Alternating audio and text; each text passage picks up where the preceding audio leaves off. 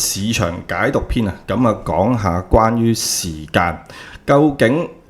成日都聽過啦，美股或者係 Forex 嘅話，有一啲 Q 鬆啦，無論係 Asia Q 鬆、London Q 鬆、Asia 就好少 Q 鬆啦，咁啊再有呢個 New York Q 鬆，咁究竟恒生指數期貨應該比較少人講啲，我哋一齊研究下，睇下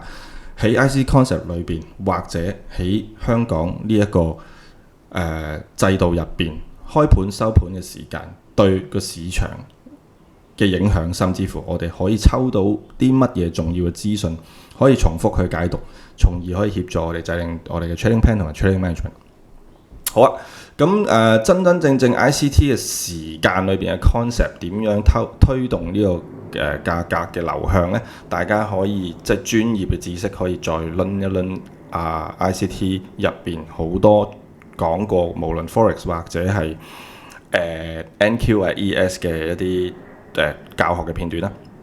咁我哋直接用一個例子啦。咁其實喺個圖度可以爆開好多，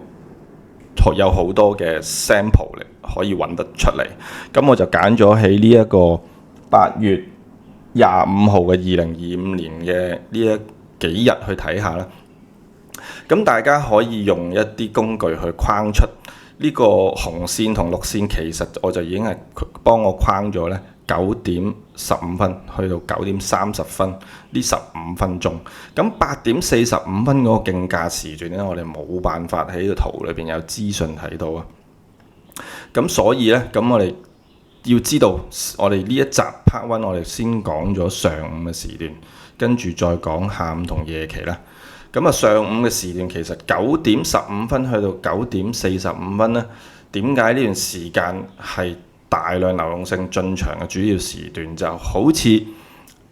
鐘地鐵站6點鐘下晝就係會爆炸㗎啦，因為好多人都係喺嗰段收工，收工就係要逼落地鐵站，跟住就去佢哋想去嘅地方。咁其實呢一個例子一樣嘅啫。9點15分，無論係因為對上嗰15分鐘競價時段嘅一啲訂單要洶湧出嚟嘅市場，又或者係琴日夜期或者啲咩新聞係已經聽咗有一班嘅散戶或者 institution 要準備喺呢個時間執行佢哋要去嘅地方啦，咁都係會喺呢一段時間進入個市場而執行一啲只賺止蝕或者係追買追賣或者係任何嘅呢啲訂單。咁所以我哋可以嘗試下解讀一下，究竟呢個重要嘅時間有啲咩資訊，或者有啲咩發生，我哋可以攞出嚟做一啲有用有價值嘅資訊，去支持我哋嘅 trading plan。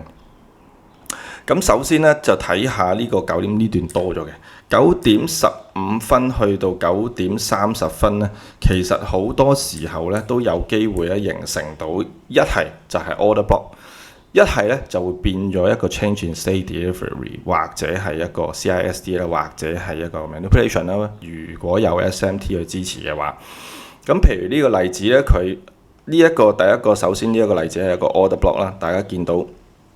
9點15分有一支 sell close candle， 跟住就嚟一支 buy close candle， 完全吞噬咗佢。咁跟住個 price 去翻呢個 change in state delivery 呢個 order block 嘅範圍就有支持啦。咁兼且呢一個時間啊，就係喺對上一日呢個係 Monday 啦，即係呢一個係 Friday 啦。對上一日嘅一個 imbalance 係一個 buy side busy 或者係 buy side imbalance 入邊去作出呢一個價格嘅 manipulation 嘅行為。上一堆我哋理解呢一堆嘅所有嘅做好嘅指示，因為一直升緊上嚟，咁理應就有一好友比淡友多啦。因為淡友如果一直啲淡友喺度嘅話，呢度又已經係被掠奪咗啦。咁剩翻嘅好友亦都喺開市嘅時候9點15分至9點30分呢一段時間被掠奪咗，咁從而再 expand 個價格拉上去個 market maker 上去嘅地方。咁所以呢一個 OB 就好值得參考，喺9點15分去到9點30分製造出嚟，跟住價格就喺呢一度做 manipulation。兼且我有一啲 indicator， 我唔特別爆開個科指去帶嚟睇 SMT 啦。呢度係出現咗一個 SMT， 理應喺科指就係隻腳係咁啦。咁而恒指呢一個就係咁啦，咁所以呢，就係一個 SMT。所以如果喺創造到 OB 或者係 CISD 嘅時候有 SMT 嘅話，咁係一個更加清晰甚至乎重要嘅資訊話俾我哋聽個價格上去邊度啦。咁而跟住我哋可以睇下呢一個 OB 延伸出去嘅，就係繼續去到呢一度個價格都有一部分嘅支持，而呢一日亦都係另外一個價格開始啦。咁講少少題外話啦，當然雖然 ICT 係冇講任何關於 volume 嘅嘢嘅特別嘅解説，咁但係見到藍色呢條線其實就係一個 volume。今嗰日每一日嘅呢一日嘅主要嘅 volume 個 peak 咧就係喺大概10點半左右，咁咁啱亦都係嗰日嘅高位啦。咁見到 volume 跟住就慢慢所謂嘅衰竭啊，或者係慢慢流動性離場啦。咁跟住嗰啲就唔特別再講啦，因為先講帶大家睇咗呢個9:15至9:45呢段時間先。咁跟住再嚟呢一日，亦都係開盤啦，亦都係做咗一個 change in state delivery， 跟住就 respect 緊喺對上一日嘅呢個 order block 啦，呢一個 order block 嘅區間啦，跟住就做佢想做嘅嘢，跟住下午就再落嚟 displace 咗呢一個 order block。咁 displace 咗嘅 order block 大家亦都知道，一係就係一個 mitigation block， 一係就係一個 breakout block。咁所以見到嚟緊個之後嘅夜晚嘅時段都係 respect 緊喺呢一個 mitigation block 嘅區間，因為佢冇做一個喺呢一段區間冇做一個 high high，所以佢係一個 mitigation block。咁而個價格就繼續向下啦嘅繼續係 reject 緊啦，跟住再去到呢個27號嘅 opening， 亦都係創造咗一個 CSD 啦，CISD 咧做逆轉嘅價格行為 respect 緊喺呢一個 mitigation block， 從而再做一段 manipulation， 再做一段 expansion 去佢要去嘅地方啦。咁大家見到如果再落啦，唔好再講下晝住，下晝就喺下一 part 講。咁嘗試下揾最多嘅例子出嚟啦。咁而呢一日嘅 opening 見到嘅佢都係做一個 order block， 喺價格有兩次都係喺呢一個 order block 入邊去做咗一個反應啦，或者係 rejection 啦。跟住就去到呢一度無視咗呢一個 order block， 真係 displace 咗啦。咁價格嚟到呢一個 order block 嘅區間，呢個係一個 breakout block， 因為佢做過一個 high high。咁價格嚟到呢一度係的確有反應嘅，跟住就再去佢要去嘅地方啦。咁跟住就去到呢一日啦，呢一日就頭先嗰個breakout block 已經講咗啦，掠奪翻 opening， 見到呢一段咧就係 opening 有一段喺9:15去到9:45係一段 accumulation。咁 accumulation 嘅頂同底咧，喺我哋嘅概念，喺 ICT 嘅概念咧，都理應係要被去掠奪，從而再去開展佢真正想去嘅方向嘅。咁詳細嘅 price action 喺度唔特別講啦，我哋就 focus 翻喺時間啦。咁呢一段 accumulation 頂底咧，亦喺上邊就被掠奪咗啦。再去到夜啱5點半嘅收市，夜期嘅開始就掠奪咗，做咗一段大嘅 manipulation 啦。跟住就向上方流動性進發啦，向呢一個relative high 啦。跟住我哋再去啦，行啦，下一個開盤嘅時間。咁就係呢一個9月1號，咁見到有3支大嘅 buy close candle 啦，從而咧reject 緊喺第一個 first present 嘅 fair value gap 入邊啦，跟住就繼續成個價格都係喺呢一個order block 或者係喺呢一個 first present 嘅 fair value gap 上邊去進行價格啦。嘅價格行為啦，跟住就再去到下一日啦。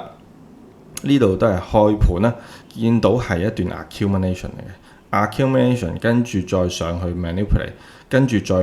落去掠奪咗下方嘅流動性。但係咧呢一個 order block 落嚟嘅時候已經係被display 咗，兼且成為咗一個 mitigation block 嘛，所以價格亦都係 respect 緊有一段時間 respect 緊喺呢一個區間，甚至乎去咗下方去掠奪部分或者係大量嘅下方嘅流動性，跟住就繼續去另外一日啦。跟住再去到呢一日夜期收盤之後，有個極大嘅 volume imbalance，咁啊完全去離開咗呢一堆價格，所有嘅淡倉要被逼起翻上邊嘅上方咁高嘅位置先至可以平倉，跟住就做咗一段immediate rebalance， 亦都創造咗一啲IPD array 啦，跟住就做一個CSD 再落嚟 display 咗，亦都形成咗一個 order block， 跟住向下方進發啦。咁呢一個 order block 就好耐都冇被再去到去翻呢個區間啦，直至到嗰邊咁唔睇住啦。跟住再嚟到呢一度9:15到9:30開市，亦都係呢度就創造咗一個 sell 第一支大嘅 sell side candle 啦，跟住有一支 buy close candle， 甚至乎係一個 rejection block 去掠奪咗上方嘅流動性，跟住就 display， 跟住就成為咗一個 breaker block 啦，一個做咗 high 咗一 low， 會唔會做 high high？ 做咗 high high 呢啲個範圍亦都變成咗 breaker block 喺一個大時間嘅 time frame 入邊，係啦，咁啊直接去 display。咁講咗咁多口臭咁啦，帶大家一齊，大家可以爆開個圖就做幾百次嘅一啲 study 或者 back test， 大家就會知道究竟有幾多次9:15去到9:30會係一個 order block。有幾多次係會做 change in state delivery， 甚至乎會有 SMT 去做一段大嘅expansion 或者係manipulation。咁呢一個正就係6點鐘收工，金鐘就會塞滿人；9:15就會塞滿咗好多流動性。8:45嘅一啲競價盤，同埋就係一啲喺夜期冇做過嚟緊想做想追翻想止蝕想止賺 whatever， 有一堆 institution 又好或者係散戶又好，都會喺度搶住去執行。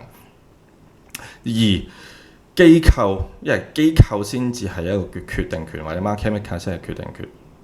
而製造咗呢一啲腳印或者呢啲資訊，我哋可以解讀到嘅話，咁呢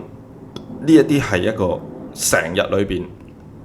如果連即係重點嘅資訊，我哋必須要識得去掹出嚟，抽絲剝繭掹出嚟，揀出嚟紅豆綠豆，我哋唔係乜豆都要睇㗎嘛，乜豆都要睇嘅話，時間點樣可以自己啲精神同時間點樣可以 focus 喺嗰個位？唔通一日睇18個鐘市咩？